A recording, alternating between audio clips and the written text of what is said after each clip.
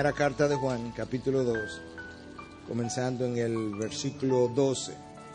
Os escribo a vosotros, hijos, porque vuestros pecados os han sido perdonados por su nombre. Os escribo a vosotros, padres, porque conocéis al que ha sido desde el principio. Os escribo a vosotros, jóvenes, porque habéis vencido al maligno. Os he escrito a vosotros, niños, porque conocéis al Padre. Os he escrito a vosotros, padres, porque conocéis al que ha sido desde el principio. Os he escrito a vosotros, jóvenes, porque sois fuertes y la palabra de Dios permanece en vosotros y habéis vencido al maligno. A simple vista, este texto no parece tener mucho que enseñarnos. Sin embargo, si nosotros nos detenemos a pensar un poco, a meditar, a reflexionar, a rumiar a las verdades que Juan expresa aquí de una manera muy sencilla, nos vamos a dar cuenta que hay todo un mundo detrás de estas palabras. Y aquí hay tres verdades de las cuales yo quisiera hablar a lo largo de mi texto y la voy a anunciar desde el principio. La realidad del perdón de nuestros pecados por su nombre o por la gloria de su nombre. La eternidad de Dios que nos recuerda de la inmutabilidad de su carácter y por tanto de lo invariable o de lo inmutable que son sus promesas también. Y en tercer lugar, nuestra victoria contra el maligno por medio de él. La palabra clave es en él o por él. La pregunta que yo quiero que respondamos a lo largo del camino es ¿hasta dónde la realidad de estas verdades constituye una motivación para mi caminar y mi vida de obediencia? Padre, gracias te damos por la palabra de Dios que nos guía, por tu Espíritu que nos inspira, nos ilumina el entendimiento, que prepara el corazón, que circuncida los oídos. Yo quiero pedirte que tú prepare a tu siervo aún en este momento, Dios, que él pueda predicar de una forma que tu verdad pueda ser exaltada, tu nombre glorificado, tu causa proclamada, tu gloria entre nosotros.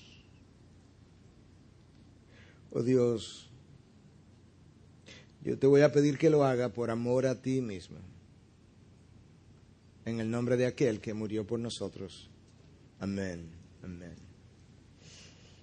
Si ustedes han estado aquí conmigo a lo largo de esta serie, probablemente usted puede apreciar que esto que yo acabo de leer representa una especie de paréntesis, como un receso que Juan ha hecho en el desarrollo de lo que él venía explicando hasta ahora. Como sabemos, Juan ha estado preocupado y hablando acerca de estas malas enseñanzas que estaban circulando alrededor de él. Y junto con esas enseñanzas o malas enseñanzas que él estaba exponiendo, de una manera comparativa, él venía describiendo cuáles deben ser las cualidades que debieran caracterizar a todo cristiano, a toda persona nacida de nuevo. Y en esos primeros mensajes, Juan es sumamente confrontador, pero como que de repente se percata de algo que es una realidad, y es que cada uno de nosotros necesita ser animado, estimulado. A cada uno de nosotros necesita un poco de empuje a lo largo del camino, y él como que decide detenerse en este momento y hacer exactamente eso. Y él está tratando ahora de hablarnos de algunas verdades que puedan animarnos, estimularnos, afianzarnos en el camino de nuestra salvación. Y meditando sobre eso, recordaba esta gran realidad y algo que hace muchos años atrás tuve la oportunidad de revisar más detenidamente, cuando en uno de los retiros de ancianos de nuestra iglesia en Estados Unidos, se me pidió que al final, un retiro que iba a ser sumamente difícil, que al final yo pudiera hablarles al grupo acerca de la necesidad que nosotros tenemos de ser animados mutuamente en nuestra carrera cristiana. Y leía en ese momento un pequeño librito, casi un folleto del pastor Chuck Swindoll, que se llamaba Encourage Me, anímame, estimúlame. Y en él hablaba de una forma muy clara de algo que él hace muy bien, y es animar a los creyentes a vivir su fe. Bueno, en este texto Juan yo creo que está tratando de hacer exactamente lo mismo antes de continuar el desarrollo de su temática. Y cuando Él lo va a hacer, entonces Él toma este grupo de personas a quien Él se está dirigiendo y parece dividirlos en tres grupos que Él llama niños, jóvenes y padres. Y esos grupos han sido vistos de diferentes maneras, pero la enorme mayoría de los estudiosos por los siglos de los siglos no ha pensado que estos grupos se refieren a grupos cronológicos y tampoco han pensado que estos grupos se refieren a personas dentro de un núcleo familiar que cronológicamente corresponden a niños, a jóvenes y a padres, sino que estos grupos corresponden a grupos dentro del cuerpo de Cristo, porque de eso es que Juan ha venido hablando y seguirá hablando. Y que no está dirigiéndose a grupos de edad cronológica, sino más bien a personas que tienen diferentes estados de su desarrollo o que están en diferentes estados de su desarrollo espiritual. Y de esa manera, entonces, para muchos, la palabra niños nos engloba a todos, porque Juan hace uso de esa palabra en su carta no menos de 10 veces. Y en las otras 9 veces, la palabra niños o jóvenes, en este caso, hace referencia a todos los creyentes, a aquellos que verdaderamente hemos nacido de nuevo. Y no creo que esto va a ser la diferencia. Autores de la calidad de Martín Lutero, de Juan Calvino, lo entendían así. Que niños o jóvenes nos engloba a todos y que entonces aquí no hay 3 grupos, sino que aquí hay 2 distinguidos dentro de todos. Los jóvenes y los padres. Los jóvenes corresponden a aquellos de una edad espiritual, de un desarrollo espiritual menos maduro, y los padres a aquellos entonces que han alcanzado un desarrollo espiritual más avanzado.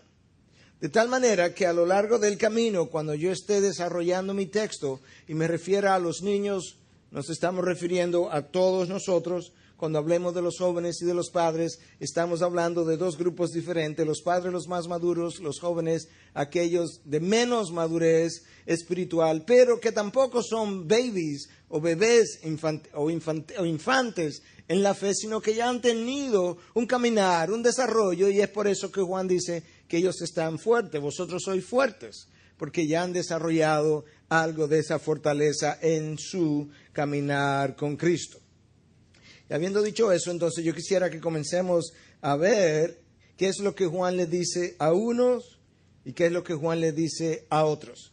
Y estas son verdades cardinales, verdades que a lo largo del tiempo nosotros hemos ido perdiendo su valor, las hemos ido diluyendo, hasta el punto que como la hemos oído tanto, ya no representan, ya no nos motivan, ya no significan aquello que significaron una vez. Y esto es lo que yo le pedía a Dios que nos permitiera hacer en esta mañana, que al volver a revisar estas verdades, al volver a revisar estos textos, nosotros pudiéramos aquilatar, apreciar, valorar aquello que una vez valoramos, aquello que Dios valora de otra manera, de una forma distinta a como nosotros lo hacemos.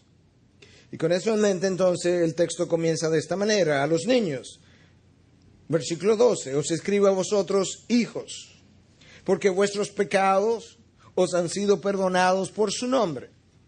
Y en el versículo 13, al final, él vuelve a decir, os he escrito a vosotros, niños, porque conocéis al Padre. Juan le habla a los niños, jóvenes, padres, y vuelve y luego habla de nuevo a los niños, jóvenes y padres. Yo lo que he hecho es agrupar las verdades que él les menciona a los niños en un momento dado, a los jóvenes y a los padres, entendiendo que niños somos todos, o hijos somos todos. El versículo 12 nos dice entonces, a nosotros los hijos, vuestros pecados os han sido perdonados por su nombre. Versículo 13, os he escrito a vosotros, niños, porque conocéis al Padre. Esas 2 verdades son ciertas de todo el mundo que ha nacido de nuevo, que es genuinamente cristiano, que pertenece a la familia de Dios. El hecho de que mis pecados me han sido perdonados. Y lamentablemente, eso es algo que nosotros no, esa verdad como que no nos anima tanto como nos animó en un momento dado. Quizás algunos de ustedes recordarán como al principio de su fe, al principio de su caminar, cuando usted se vio perdonado de años de pecado, cuando se sintió libre por primera vez, como usted contaba su testimonio a todo el mundo que le diera oído a escucharlo. Yo recuerdo en esos primeros años querer enviar a mi familia cada pedazo de literatura que caía en mis manos. Yo quería proclamarlo a los cuatro vientos. Y sin embargo, con el paso del tiempo, como que nos vamos sofisticando. Si estas verdades sencillas, estas verdades verdaderas, profundas del Evangelio, como que van perdiendo su valor. Mencionaba en el primer servicio como alguien fue donde el gran teólogo Karl Barth, no que estemos de acuerdo con todo lo que él enseñó, pero sin lugar a duda fue uno de los grandes teólogos del pasado reciente, y le preguntó que cuál sería esa gran verdad profunda que él pudiera compartir con una audiencia X. Y Barth respondió, Jesus loves me, this I know, for the Bible tells me so. Jesús me ama, esto yo lo sé, porque la Biblia me lo dice. Esa fue la gran verdad que este gran teólogo pudo compartir cuando alguien le hizo esa pregunta esperando una respuesta mucho más profunda. Y yo creo que ahí está parte del problema, que nosotros tenemos verdades reveladas en la palabra de Dios que con el paso del tiempo no la aquilatamos. Y el hecho de tener mis pecados perdonados es una de esas grandes verdades. Y meditando sobre esto, comenzaba a pensar, ¿por qué es que el hecho de tener mis pecados perdonados no tiene la motivación, no nos da el ánimo, no nos da impulso que una vez nos dio? Y parte del problema está en que nosotros no entendemos lo que implica o lo que es el pecado para saber qué es lo que me han perdonado. Y yo quiero ayudarte a meditar, a reflexionar en eso esta mañana para que sepa qué es lo que a ti y a mí nos han perdonado. Un pecado es una violación inmoral de la ley de un Dios que 3 veces santo. Un pecado es un desafío a la autoridad o al Dios soberano, creador y sostenedor del universo. Es un desafío al Dios soberano, creador y sostenedor del universo. Un pecado es una afrenta en contra del Dios que nos ha dado la vida. Un pecado es una contaminación de la creación que cuando Dios la vio, la revisó, le pasó revista, la declaró buena en gran manera. Es una contaminación de su creación. Un pecado es algo abominable para Dios. El problema es que lo que a ti y a mí nos han perdonado no es un pecado, son miles de pecados. De tal manera que cuando Juan nos recuerda, hijos, vuestros pecados han sido perdonados, lo que Juan me está tratando de comunicar es cómo Dios me ha perdonado miles de veces las violaciones contra su ley. Cómo Dios me ha perdonado miles de veces el que yo haya desafiado su autoridad, ofendido su santidad, el que yo haya contaminado su creación con mis acciones y miles de veces el que yo haya obrado perversamente contra Dios. Eso es lo que me han perdonado. Eso es lo que debiera motivarme a vivir de otra manera, de una manera más agradecida, de una manera más santa, de una manera más gozosa, conociendo lo que Dios ha hecho por mí. Hijos, vuestros pecados han sido perdonados. Recuerda, tú y yo vivimos en pecado. El pecado no es algo que yo hago, es algo que yo soy. Y cuando Juan me habla de que mis pecados han sido perdonados y yo verdaderamente soy cristiano, lo que me está diciendo es que la gracia infinita y la misericordia incomparable de Dios han sido lo suficientemente grande para cubrir todas mis infracciones de su ley, miles de veces.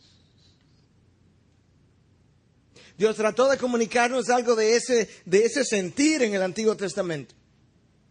Por cientos de años, millones de corderos, sin exageración, fueron sacrificados.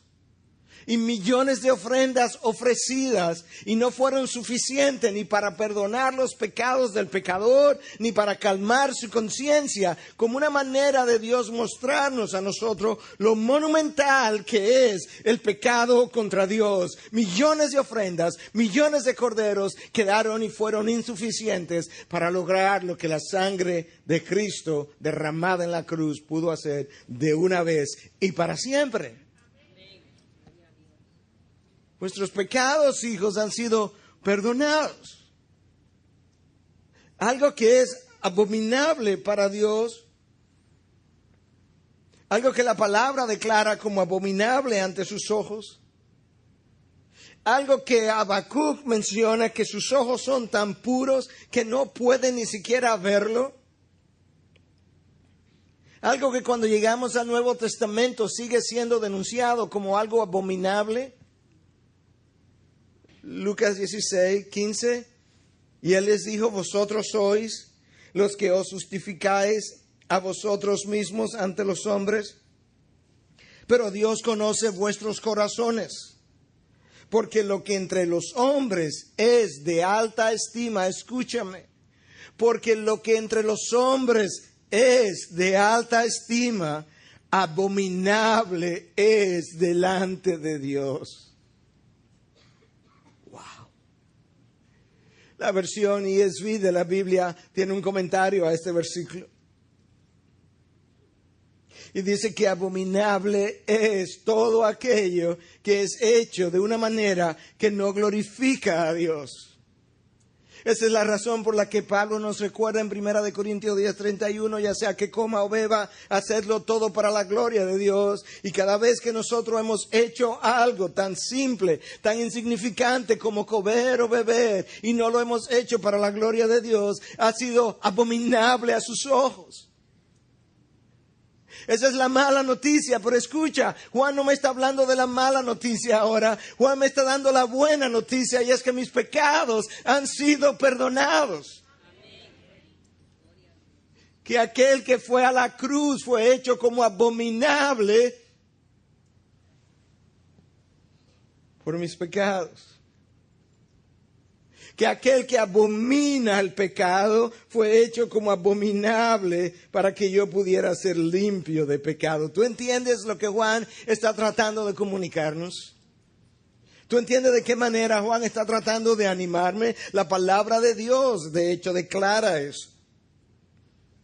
Declara en 2 Corintios 5:21, el que no conoció pecado fue hecho pecado por nosotros para que fuéramos hechura o fuéramos hecho justicia de Dios en él.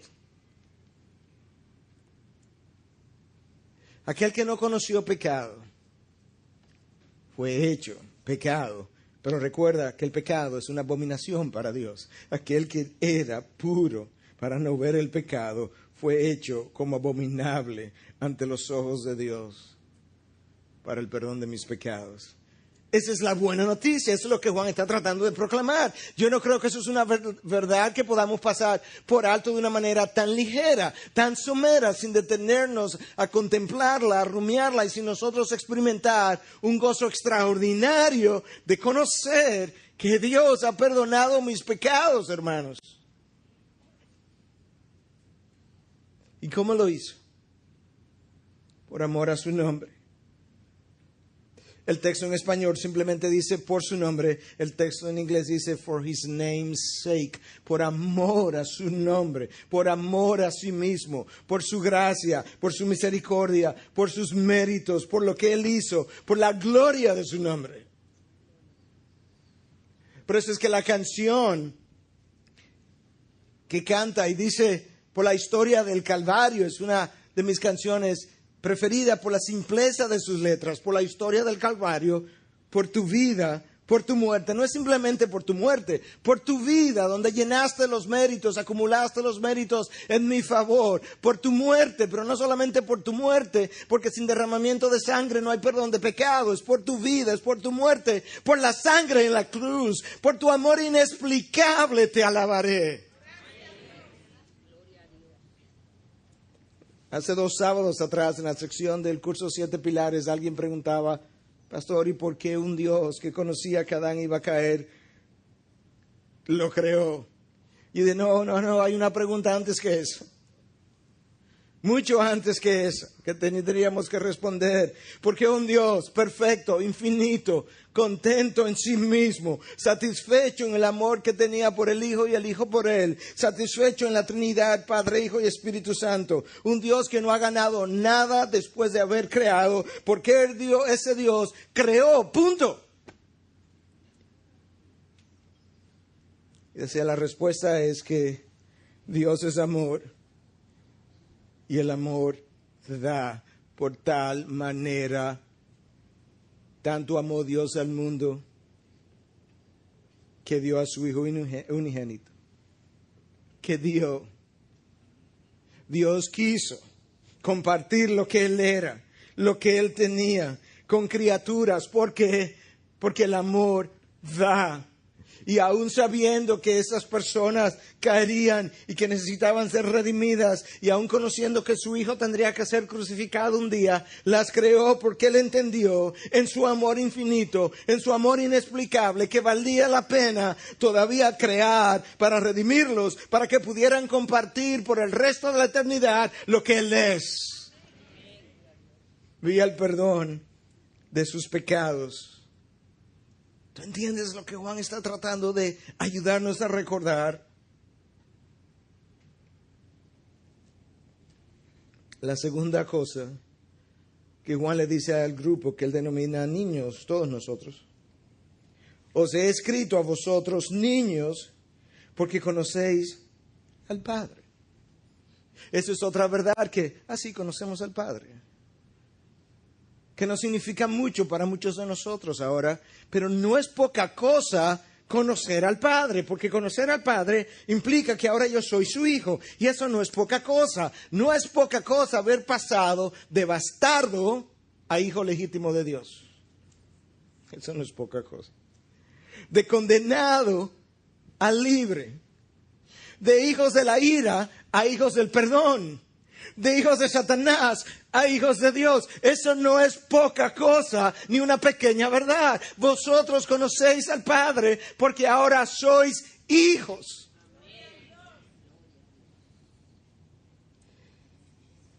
Hijos. Algunos piensan que esta palabra hijos versus jóvenes versus padres, estos son los menos, pero algunos piensan que corresponden a infantes en la fe, a personas que han acabado de nacer muy recientemente. No lo creemos así por lo que ya hemos explicado, pero sí quisiera aprovechar la oportunidad para recordar que muchas veces son esos jóvenes infantes en la fe, los que tienen su primer amor, los que tienen mayor pasión, los que recuerdan lo que Cristo hizo en la cruz por ellos, los que recuerdan la sangre derramada por ellos y experimentan un enorme gozo en su vida inicial cristiana, hasta el punto incluso que ahora aquellos que van delante, que son más maduros, que los años le han pasado por encima, cuando los oyen, incluso lo he oído decir, está bien, qué bueno, pero se le pasará. Qué pena que se le pase, qué tristeza, qué desilusión, que puedan olvidar lo que Cristo hizo por nosotros en la cruz. Cuando lleguemos al cielo, cuando estemos en gloria, por el resto de la eternidad, los redimidos de Dios cantaremos de nuestra redención. Y la celebraremos en presencia de sus ángeles, los serafines, de los querubines, donde ya no haya más dolor, ni llanto, ni lágrimas. Y si comenzamos así, con ese primer amor, ¿cómo lo perdemos? ¿A dónde se nos fue? ¿Qué es lo que antes me motivaba a vivir en obediencia, que no era el miedo al castigo, sino mi primer amor, que hoy ha cambiado y ahora lo que me mueve a obedecer es más el miedo a las consecuencias que el amor por lo que Él hizo por mí? ¿Dónde se perdió? Bueno, Pablo le habla a Timoteo desde otra perspectiva, pero yo quiero aplicarlo a esta verdad que yo acabo de mencionar. Y nos revela dónde se pierde, cómo se pierde. En la segunda carta a Timoteo 2:4 dice: ningún soldado en servicio activo se enreda en los negocios de la vida diaria a fin de poder agradar al que lo reclutó como soldado. ¿Comenzaste a entender cómo se pierde? Nuestro comandante en jefe, el comandante en jefe de todo el universo, nos reclutó para su gloria, para su causa, para ser parte de su ejército. Y después de haber sido reclutado, nosotros nos enredamos en los negocios de la vida diaria. No es que no nos ocupemos de las cosas de la vida que tenemos que atender, es que las cosas de la vida no pueden pasar a ser prioritarias, porque cuando pasan a ser prioridad nos atrapan, nos enredan y quedamos atrapados en esas trampas. Y en ese atrapamiento perdemos las verdades preciosas del Evangelio, de mi perdón, mi primer amor. Y ahora, ¿qué tenemos? Tenemos a un soldado reclutado por su comandante en jefe, atrapado en los negocios de la vida diaria. Esa es la razón, hermanos, por la que Dios dice, por la que Cristo dijo: buscar el reino de Dios primero y su justicia, y el resto se dará por añadidura. Pero nosotros comenzamos a buscar, a enredarnos en los negocios de la vida diaria, y enredados queremos que Dios nos dé por añadidura el resto. Y Dios dice: no, tienes las cosas invertidas. Pero ¿para qué nos reclutó Dios? Escúchame, a fin de poder agradar al que lo reclutó como soldado. Cuando tú y yo hacemos eso, cuando vivimos de esa manera, recordamos las verdades sencillas del Evangelio por donde yo comencé. Cultivamos el primer amor, permanecemos en el primer amor y nos encontramos obedeciéndole por amor más que por miedo. Os escribo a vosotros, hijos, vuestros pecados os habéis sido perdonados y vosotros conocéis al Padre. ¡Wow! Soy hijo de Dios. Eso es para todos nosotros, los hijos. Y ahora dos grupos, los padres y los jóvenes, dentro de ese grupo de todos. Os escribo a vosotros, padres, porque conocéis al que ha sido desde el principio. Una verdad que es repetida otra vez, exactamente igual en el próximo versículo. ¿Qué es lo que Juan está tratando de hacer? Una verdad tan sencilla, tan conocida, repetida dos veces en dos versículos, uno detrás del otro. Os escribo, esto es lo único que le dice a los padres, que se supone son aquellos más avanzados en la vida espiritual. Os escribo a vosotros, padres, porque conocéis a aquel que es desde el principio, algo que nos recuerda de la eternidad de Dios. Y eso es otra enorme verdad, una gran verdad que hemos diluido, que hemos olvidado, que no nos anima, que no nos motiva, que no nos lleva, que no nos impulsa, que no nos levanta. ¿Y cómo es que no podemos ser levantados por una verdad que Dios mismo levanta de forma repetitiva en su palabra una y otra vez? Dios proclama su eternidad. ¿Qué está tratando de hacer Juan? ¿Qué está tratando de hacer Dios cuando la repite una y otra vez? Déjame leértela varias veces. Salmo 92. Antes de que los montes fueran engendrados y nacieran la tierra y el mundo, desde la eternidad hasta la eternidad, tú eres Dios, su ser. Salmo 93:2. Desde la antigüedad está establecido tu trono. Tú eres desde la eternidad de tu trono, desde la eternidad. No solamente tú eres, tú gobiernas, Dios, eternamente. Salmo 106:48. Bendito sea el Señor, Dios de Israel, desde la eternidad y hasta la eternidad. Y que todo el pueblo diga: amén, aleluya. Isaías 43:13. Aún desde la eternidad yo soy, y no hay quien libre de mi mano. Yo actúo, y quién lo revocará. Desde la eternidad yo soy, desde la eternidad yo obro, desde la eternidad yo determino, y desde la eternidad nadie puede revocar lo que yo he determinado. Nuevo Testamento, 1 Timoteo 1:17, por tanto, al Rey eterno, inmortal, invisible, único Dios, a Él sea honor y gloria por los siglos de los siglos. Amén. Al Rey eterno, inmortal.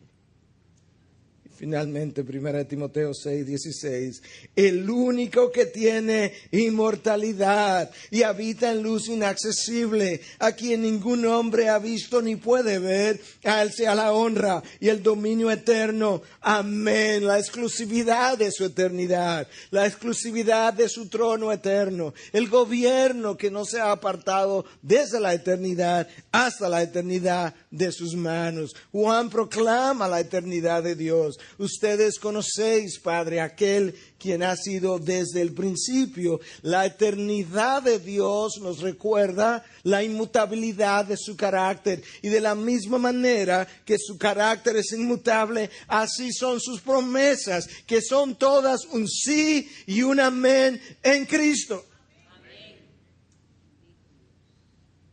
Eso es lo que Juan está tratando de recordarle a aquellos que son más viejos en la fe, que sus promesas nunca fallarán, que sus promesas son tan ciertas como que Dios vive.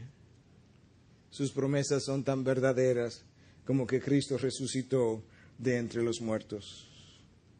Y son un sí y un amén para aquellos cuyos pecados han sido perdonados. A los jóvenes, a aquellos que tienen menos tiempos en la fe, que quizá no son bebés infantiles, infantes en la fe, que ya tienen un tiempo caminando, que ya han probado hasta cierto punto su fe.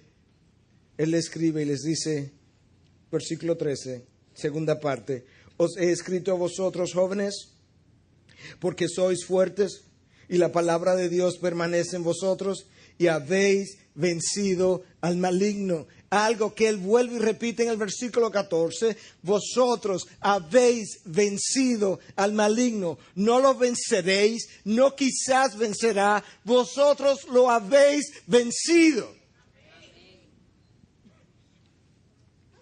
Cristo vino a deshacer las obras del diablo. El mismo Juan nos va a decir eso en su primera carta. En esta carta que estamos haciendo más adelante en 3:8, el Hijo de Dios se manifestó con este propósito para destruir las obras del diablo. Déjame hacerte una pregunta. El Hijo de Dios era Dios, es Dios, será siempre Dios. ¿Tú no piensas que Dios vino a destruir las obras del diablo y se fue sin haberlo logrado? Dios nunca ha comenzado algo que no haya terminado. Si Él vino a destruir las obras del diablo, Él concluyó su obra. Y la palabra de Dios proclama que Él concluyó su obra. Colosenses 2:15, y habiendo despojado a los poderes y autoridades, hizo de ellos un espectáculo público, triunfando sobre ellos por medio de Él. Y cuando Cristo triunfó, yo triunfé porque yo estoy en Cristo. Por eso Juan dice, jóvenes, vosotros habéis vencido al maligno. Él es un enemigo derrotado. Lo único es que él rehúsa proclamar su derrota, poner sus armas y bajar su bandera. Nosotros no estamos luchando una batalla para ver si la ganamos. Nosotros debiéramos estar viviendo una victoria de un enemigo ya derrotado. Antes de Cristo irse, Juan 16:33, yo he vencido al mundo. Tranquilos, tenéis paz. Yo he vencido al mundo. Y alguno pudiera estar pensando, pastor, pero ahí no dice yo he vencido al maligno. ¿Qué tú crees que representa el mundo? El mundo no es más que todo el sistema, permítemelo decirlo en dominicano, todo el aparataje construido, diseñado en el Hades por el maligno, a través del cual él engaña a los hombres. Todos los sistemas de gobiernos que se oponen a la palabra de Dios, a la verdad de Dios, fueron diseñados en el Hades. Todos los sistemas educativos que se oponen a la palabra de Dios tienen su diseño en el Hades. De eso es que Cristo está hablando cuando dice, yo he vencido al mundo. Lo que Satanás hace es que él conoce su enemigo, conoce su hábitat y conforme a su hábitat diseña su estrategia. Cuando él fue al jardín del Edén, ¿cuál era el hábitat en el que ellos estaban? Un jardín que había árboles y animales. Él no va a venir a través de la tecnología, no existía, no eras parte del hábitat. Hubiese sido muy obvio que esto es extraño. Él vino a través de una serpiente, lo que era común a su hábitat, y a través de aquello que es común a su hábitat, Él engañó a Adán y Eva. De esa misma manera, Él viene a nosotros a través de nuestra inteligencia, nuestros sistemas educativos, nuestra ciencia, nuestro progreso, todo aquello que refleja nuestro hábitat, nuestras computadoras, internet, iPod, Twitter, Facebook, todo eso que es parte de nuestro hábitat es usado por el enemigo. No estoy diciendo que es necesariamente pecaminoso, pero es usado por el enemigo para desviar nuestra atención, engañarnos, enredarnos. Y entonces ahora, como es parte de mi hábitat, yo ni siquiera me percaté de sus ataques.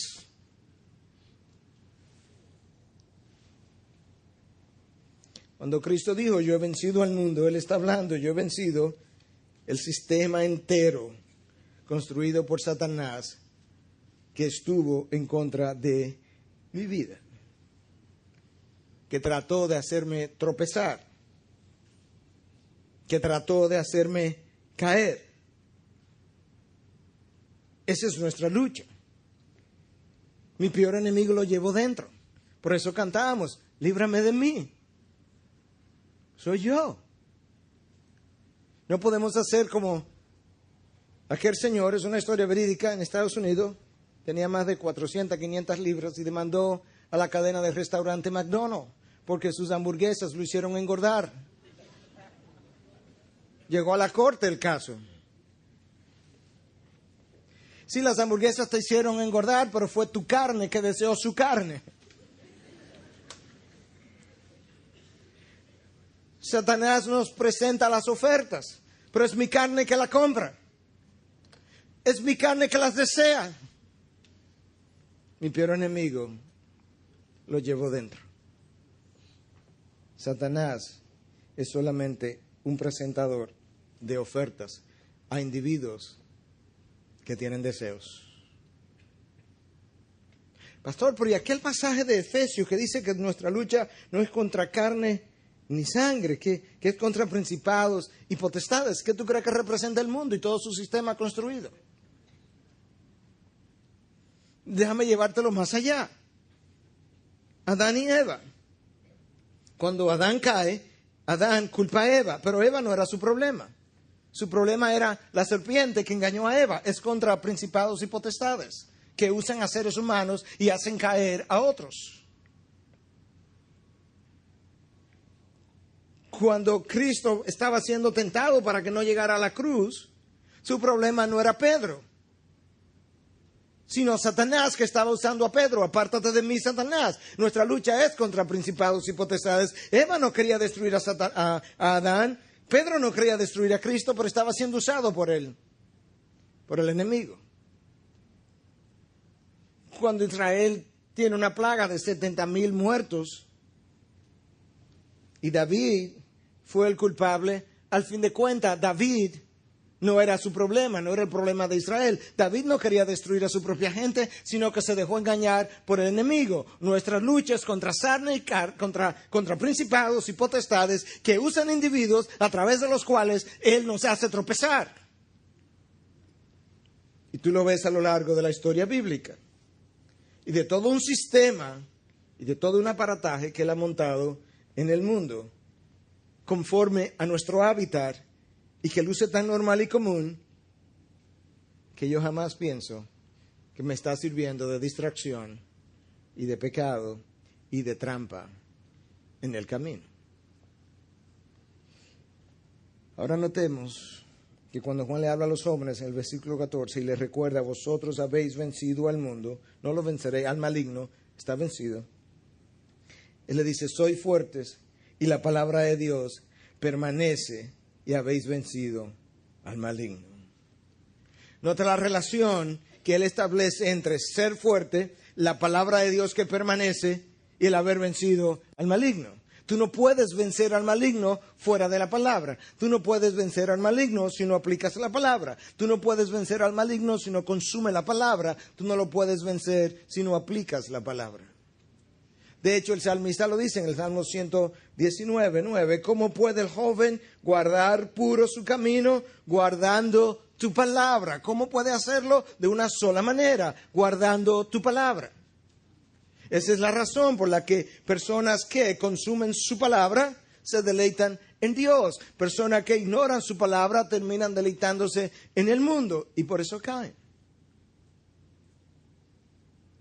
Su palabra nos hace o nos ilumina el camino, nos señala la dirección, te muestra dónde están las minas que Satanás ha plantado a lo largo del camino. Su palabra te da convicción de pecado. Cuando su palabra es consumida con regularidad, te hace entonces deleitar en las cosas de Dios. Y cuando no es consumida, te hace deleitar en las cosas del mundo. Los que consumen su palabra y la aplican son vencedores. Los que ignoran su palabra son vencidos. Es como la historia de Spurgeon, hablando acerca de un oficial escocés que antes de ir a la guerra reunió a sus soldados y obviamente iban a la batalla. Y él simplemente es comandante que quiere proteger sus tropas y quiere ganar la batalla. Y le dice a los soldados, recuerden algo, soldados, si ustedes no matan, lo van a matar. Recuerden algo, hijos, si ustedes no vencen, serán vencidos. Y Dios nos ha dado su palabra. Dios, de hecho, ha ido a la cruz en la persona de su Hijo y ha vencido al enemigo. Tú no tienes que luchar contra un enemigo que es todopoderoso. Tú tienes que librar algunas batallas contra un enemigo vencido cuyo poder fue cuyo poder fue despojado en la cruz cuando Dios hizo un espectáculo de él a través de Cristo. Y cuando Cristo venció, yo decía, yo vencí. Es como el ejército que va a la guerra. Cuando él ganó la batalla, cada ciudadano de esa nación entiende que ganó la guerra. Porque cuando el ejército venció, ellos vencieron. ¿Te das cuenta de qué manera Juan está tratando de animar a sus discípulos, a aquellos que verdaderamente han creído? Hermanos, vosotros tenéis vuestros pecados perdonados, conocéis al Padre, sois hijo de Él, no sois bastardos ya. Vosotros habéis vencido al maligno, vosotros conocéis a aquel que es desde el principio. Y mis pecados han sido perdonados. Déjame ir resumiendo y cerrando este mensaje que Juan ha querido traer precisamente para animar a aquellos que ciertamente han nacido de nuevo por el poder del Espíritu de Dios. Mis pecados han sido perdonados por amor a su nombre. El salmista conocía lo importante que eso era. En el Salmo 23:3 dice, Él restaura mi alma, me guía por senderos de justicia por amor de su nombre. La importancia de que sea por amor de su nombre y no de otra cosa es que Dios tiene su nombre comprometido en esto. Y eso implica entonces que mi vida ha sido garantizada, mi triunfo garantizado y mi permanencia en el camino también garantizado, porque Él lo está haciendo por amor de su nombre. Si ustedes fuesen algo de pentecostal, hubiesen brincado con esa verdad. Aunque pase por el valle de sombra de muerte o el silencio de la ira, no temeré mal alguno, porque tú estás conmigo. Tu vara y tu cayado me infunden aliento. Tú eres mi presencia, tú eres mi Dios. No importa por dónde ocurra, por dónde vaya, no importa si es el valle de la muerte, tú estarás conmigo. Porque has perdonado mis pecados por amor de tu nombre, Dios. vosotros, padres, conocer a aquel, o conocéis a aquel que es desde el principio. Segunda de Timoteo 1:9. Quien nos ha salvado y nos ha llamado con un llamamiento santo, no según nuestras obras, sino según su propósito y según, escúchame ahora, y según la gracia que nos fue dada en Cristo Jesús desde la eternidad. Adán no había sido creado, el mundo no había sido creado y la gracia me había sido dada en Cristo desde la eternidad, hermanos. ¿Te das cuenta de qué manera Dios me ha amado? Con amor eterno te ha amado. Te concebí, creé el mundo, te creé a ti y te puse en él. Para que un día tú y yo nos juntáramos por el resto de la eternidad y tú puedas disfrutar de lo que yo soy. Hemos vencido al mundo. Hemos vencido al maligno. Juan lo dice 2 veces. No que lo venceremos. Hemos vencido ya en Cristo. Por medio de su sangre y por medio de su palabra escrita en nuestros corazones con el dedo del Espíritu. Y eso es suficiente para nosotros creer las promesas del Antiguo Testamento y del Nuevo Testamento. Isaías 35:3 nos dice: fortalecer las manos débiles y afianzar las rodillas vacilantes. Decir a los de corazón tímido: esforzaos, no temáis. He aquí vuestro Dios viene con venganza. La retribución vendrá de Dios mismo, mas Él os salvará. Entonces se abrirán los ojos de los ciegos y los oídos de los sordos se destaparán. El cojo entonces saltará como un ciervo y la lengua del mudo gritará de júbilo, porque aguas brotarán en el desierto y arroyos en el Arabá. Y eso está en verdad. Como que Dios existe. El ciego verá, el sordo oirá, el cojo saltará, del desierto brotarán aguas, corrientes y fuentes de agua. Porque Jehová, el que es desde el principio, lo ha prometido. Y de la misma manera que su ser es inmutable, así son sus promesas. Juan diría: hijitos, ¿por qué vivís como si vuestros pecados aún no hubiesen sido perdonados? ¿Por qué vivís cargados y atribulados? ¿Por qué no aquilatar lo que Él hizo en la cruz y vivir de una manera santa para aquel que murió por vosotros? Yo decía el jueves pasado, recordando el Día de Acción de Gracias del famoso Thanksgiving de Estados Unidos, mi día preferido del año. Días antes yo comienzo a anticiparlo, pensando en lo que Dios me ha dado durante todo ese año, agradeciéndole a Dios por todas sus bendiciones y anticipando ese día, cuál es la petición que Dios pondrá en mi corazón ese día para el próximo año. Por más de 25 años ahora, Dios me ha concedido una petición anual hecha en ese día. Y yo decía en esta ocasión,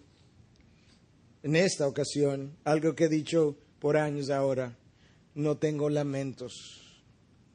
Ni de mi tiempo en Estados Unidos, ni de mi tiempo después de haber llegado, no tengo un solo lamento. Y alguien me pudiera escuchar y decir: oh, pastor, parece que usted lo ha hecho todo bien. No, yo no lo he hecho todo bien. Yo he pecado al igual que tú. Pero yo no vivo en los lamentos del pasado, yo vivo en su perdón del presente. Y yo no puedo debilitar la obra de la cruz en mi vida. Él me ha perdonado, Él me ha lavado, Él me ha hecho hijo suyo. Y yo no puedo vivir en el pasado, ahora yo vivo en su presente, perdonado. Y Él no se avergüenza de llamarme hermano. ¿Cómo no celebrarlo? ¿Cómo no querer vivir santamente para Él? ¿Cómo no querer vivir victoriosamente en su poder, en su palabra? ¿Cómo deleitarme en otra cosa que no sea lo suyo? ¿Cómo desear otra cosa? No, por su amor inexplicable, por la historia del Calvario, por su vida, por su muerte, por su sangre en la cruz. Por tu amor inexplicable, te alabaré, Dios. Te alabaré. Esa debe ser tu vida y mi vida, una vida de obediencia, una vida de alabanza para nuestro Dios. Movido no por miedo a sus consecuencias, por amor a su nombre y con agradecimiento, por agradecimiento a lo que Él ya hizo en la cruz. Cobra fuerza, hermano. El Hijo de Dios no solamente ha muerto por ti, está orando por ti. Cobrar ánimo. Ten ánimo. Ten fe. Él te espera en la meta. Integridad y Sabiduría es una producción que llega hasta ustedes gracias a los aportes de individuos y empresas comprometidos con la defensa de la fe. Para más información, preguntas y comentarios, visite nuestra página de internet www.integridadysabiduría.org. En esta página encontrará información sobre la producción de este y otros recursos que ponemos a su disposición, como también las formas en las que usted puede contribuir con la producción de programas como estos. Les invitamos nuevamente a visitar nuestra página de internet www.integridadysabiduría.org. Será hasta la próxima, cuando nos reencontremos con Integridad y Sabiduría.